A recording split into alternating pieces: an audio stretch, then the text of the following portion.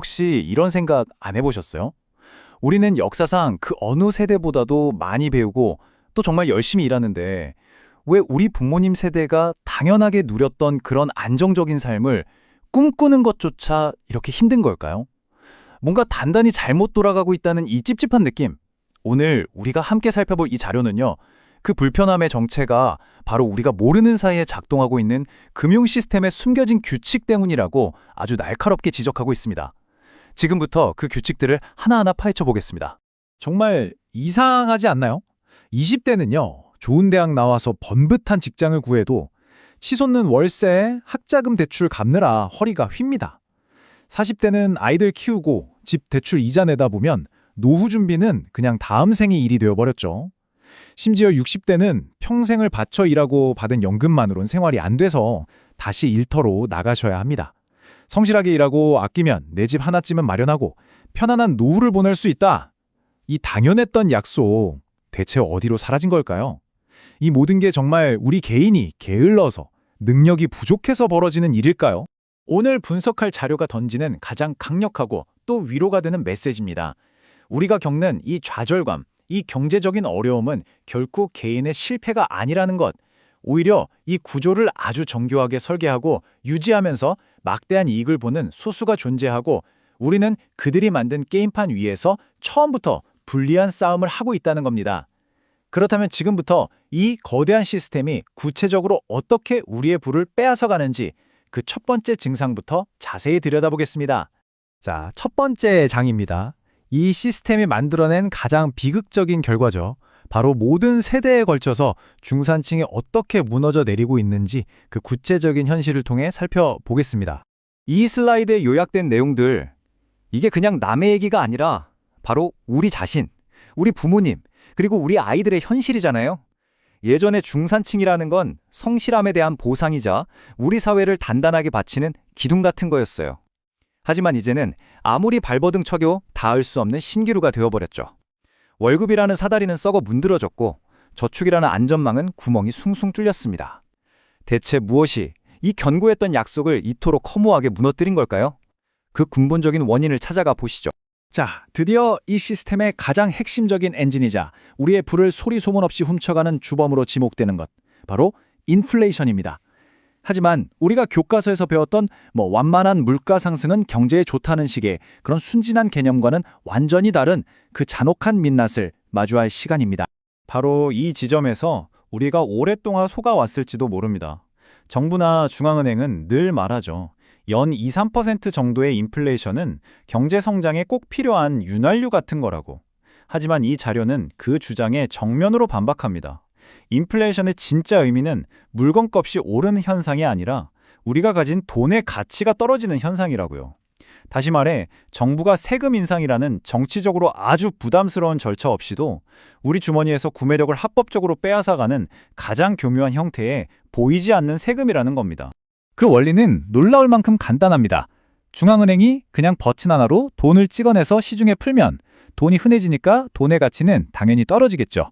어제 10,000원으로 사 먹던 커피가 오늘 11,000원이 되는 건 커피가 더 귀해져서가 아니라 우리가 가진 원화의 가치가 그만큼 휴지 조각에 가까워졌기 때문이라는 겁니다. 자료는 이 단순한 진실을 각종 경제 지표나 어려운 용어들 뒤에 교묘하게 숨겨서 대중이 이 본질을 알아채지 못하게 만든다고 아주 강하게 비판합니다. 사실 이런 식의 화폐 가치 장난은 현대사회의 발명품이 절대 아닙니다. 역사는 이미 그 위험성을 똑똑히 경고하고 있죠. 고대 로마는 순도 높은 은하 데나리우스를 기반으로 정말 막강한 경제력을 자랑했어요. 하지만 전쟁 비용과 황실의 사치가 점점 드러나자 황제들이 꼼수를 쓰기 시작합니다. 은화에 값싼 구리를 섞어서 양을 늘린 거죠. 당장은 더 많은 돈을 쓸 수 있었겠지만 결국 시장은 바보가 아니었습니다. 사람들은 가치가 떨어진 가짜 돈을 거부했고 물가는 하늘 높은 줄 모르고 폭등했죠. 이 극심한 경제 혼란이 천하의 로마 제국을 멸망으로 이끈 아주 중요한 원인이 됐습니다. 역사는 지금도 반복되고 있습니다. 여기서 우리는 아주 근본적인 질문을 던져야 합니다. 한번 생각해 보세요.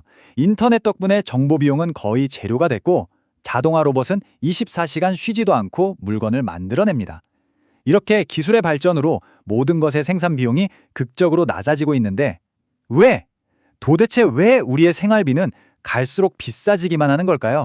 바로 이 슬라이드가 그 모순의 핵심을 정확히 짚어주고 있습니다.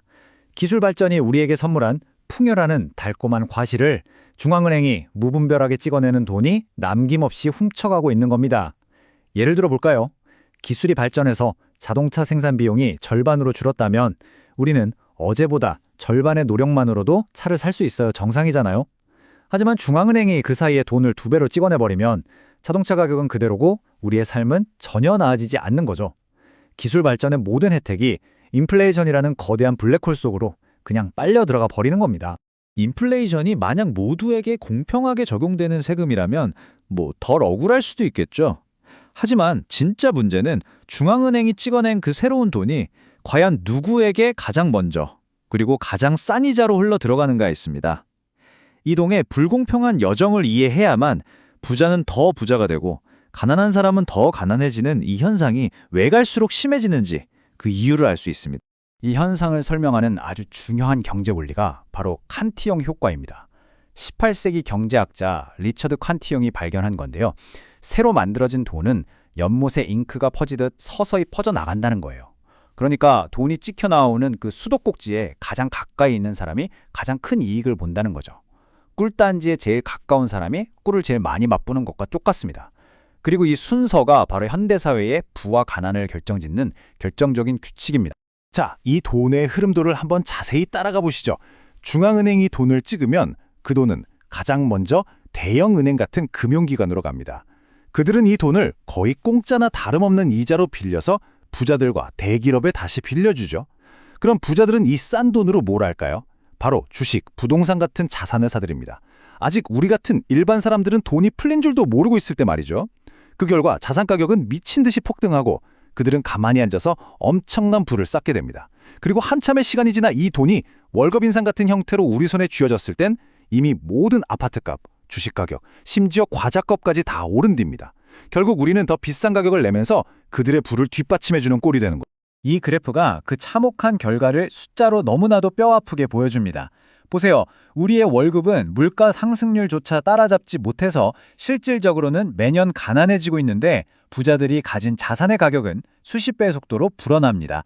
같은 시대를 살아가지만 누구는 노동의 대가가 계속 쪼그라들고 누구는 자산이 저절로 불어나는 이 불공평한 게임. 그 원인이 바로 칸티형 효과에 있었던 겁니다. 이 시스템의 불공정함은 여기서 그치지 않습니다. 자, 경기가 좋을 때는요, 금융기관과 대기업들이 위험한 투자로 번 천문학적인 이익을 자기들끼리 보너스 잔치를 벌이며 나눠 갔습니다. 하지만 그들의 탐욕 때문에 거품이 터져서 위기가 오면 어떻게 하죠? 우리가 망하면 나라 경제 전체가 망한다면서 정부의 손을 벌립니다.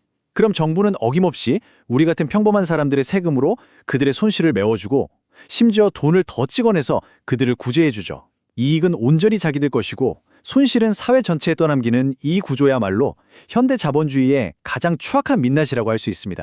이제 시스템의 또 다른 기동, 바로 우리의 노후를 든든하게 책임져준다는 국가의 약속, 국민연금에 감춰진 불편한 진실을 들여다볼 차례입니다.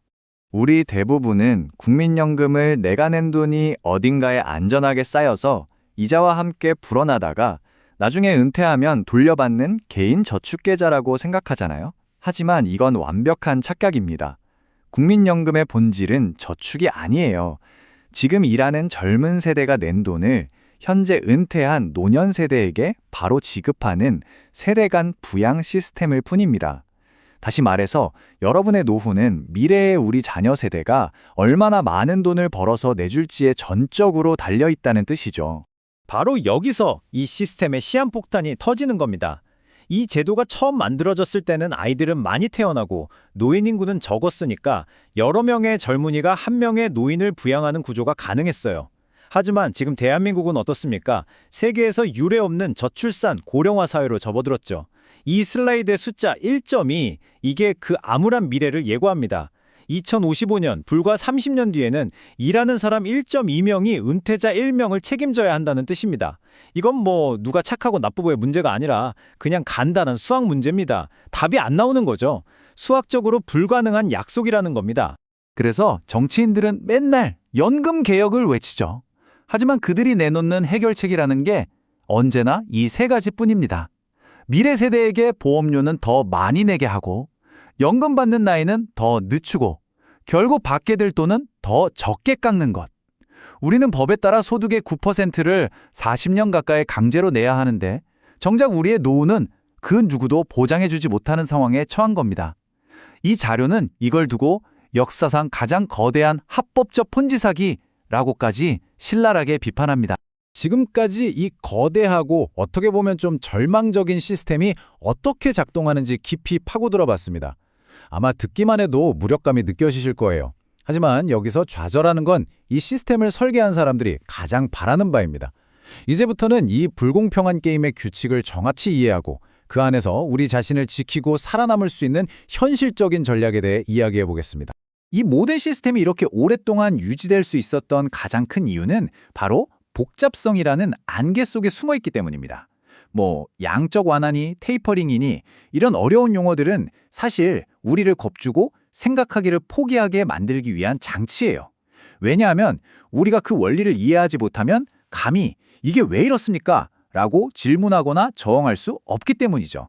따라서 이 가난의 대물림에서 벗어나는 첫걸음은 두려움을 버리고 이 게임의 룰을 똑바로 배우고 이해하는 것에서 시작됩니다. 그래서 이 자료가 제시하는 생존 전략은 아주 명확합니다. 딱 3가지예요.